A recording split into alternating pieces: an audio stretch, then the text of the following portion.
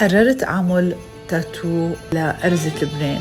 قد ما بحب علم لبنان، عشت كل حياتي الطفولية اللي عمري 13 بلبنان، وكنت كتير مبسوطة، ويمكن كانت أحلى طفولة بتمناها لأي ولد يعيش الطفولة اللي أنا عشتها مع عائلتي بالجبل ببيروت، على الثلج، على البحر، الصيفية، بيكنيك على النهر.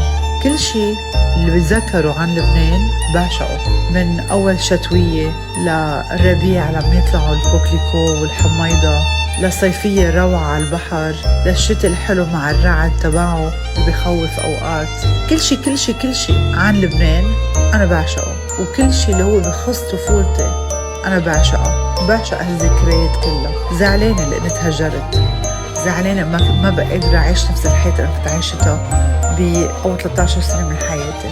فقررت أعمل هيدا التاتو اللي فيه كل شيء أنا بحبه بتاتو واحد، أرزة لبنان مع الدوف البيضة اللي هي بتمثل السلام، القلب الأحمر لأنه عطول نحن ما بنسوى شيء بلا القلب النظيف الأحمر، وهيدي الغنية اللي بحبها كتير، بحبك يا لبنان يا وطني بحبك اللي بعشقها، ورقم 1111 which is a good sign for me، والسيركل فيه 3 نقط على رقم 3 و6 و9 اللي هن the magic numbers of the universe، والضوء المشعشع من الأرزة which is hope for a new day and a new beginning.